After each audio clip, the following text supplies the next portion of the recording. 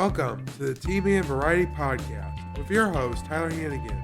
We will cover a wide range of topics from sports to disabilities.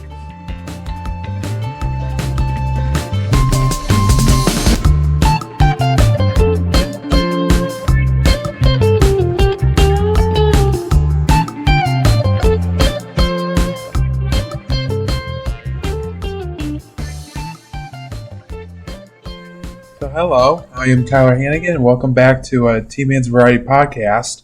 Today's topic is we're going to talk about football and concussions. So, I am here with my good friend, Dr. Lauren Wilson. She is, a mental health advocate. This is one of her areas that she knows a lot about. So today I'm going to discuss about football and concussions. So, as you guys know, in the NFL, there's been a lot of talk about brain injuries and concussions, especially with CTE, which is a traumatic brain injury, and how that affects your brain is you get hit and concussion multiple times, so it kind of softens up your brain, and sometimes you lose how you think. And this has been linked to like a lot of football players committing suicide because they don't know how to think. So, Lolo, I want to get your thoughts on this.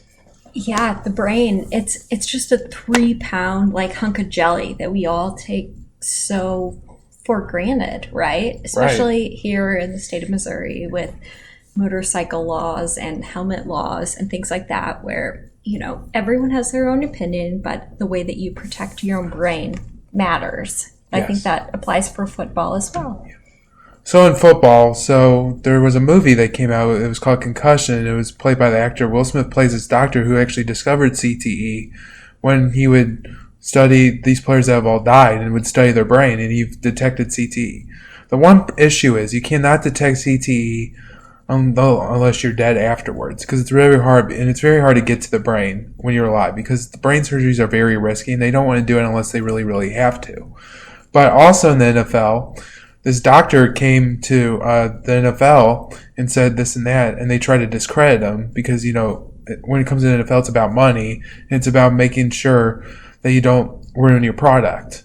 And so the NFL basically didn't settle all these lawsuits until the government came down. I want to get your thoughts on that as well. What do you think about that? Yeah, that's a great point. And it's almost kind of sad that we have to wait to a point at the time in our society to wait until we see the repercussions or outcomes of what happens to families from football players who have injured brains, who are walking around and don't know really how to express themselves. And how do we better support families who are experiencing this, for people who've wanted to play football and have wanted to live out their dreams? So the healthcare system has a long way to go to be able to help these kinds of families. I kind of agree with that, Lauren, because, you know, there's a lot of areas. We can improve in a lot of areas, especially when it comes to football and concussions. I feel like we could do more research, but yet it takes money in order to fund that research. And it always takes a lot of money. And sometimes it's hard to get that funding. But I feel like if everybody really pulled together for a common cause, and we would be able to maybe get close to solving concussion. I don't know if we really solve it, but we get close, we get something instead of nothing. So I feel like, honestly, like when it comes to football and concussions, there could be more research done. Yeah. What are your thoughts? Definitely. We need to be more up to speed on the scanning, the fMRIs, the imaging that ultimately breaks down the barriers between being able to diagnose a physical health condition, such as a, let's say, sprained elbow or dislocated shoulder. How do we have the technology, and how do we fund the technology and services to express how important a sprained shoulder is to, in comparison to a brain injury on a football game? Right. And also, but I feel like one of the barriers in order to reach that is a lot of these. The NFL, for example, is a big organization, and a lot of these are run by team owners who have lots and lots of money, but don't want their product ruined. So I think what you really got to try to do is you got to try to come up with some convincing argument, and you kind of got to work with the owners, but also you got to meet them halfway as well. And that sometimes can be harder to negotiate.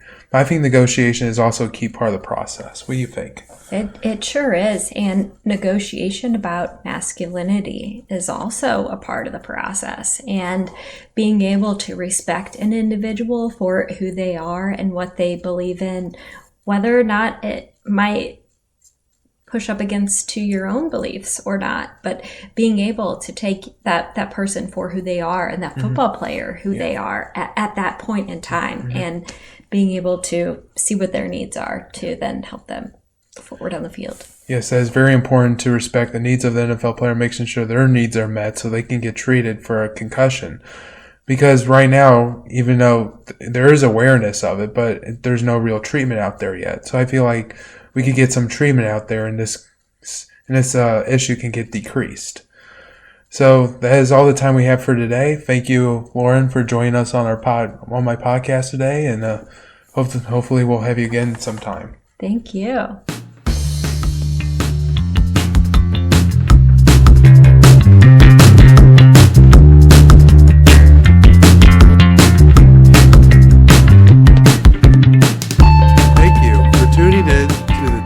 Variety Podcast. You can catch us on YouTube and iTunes.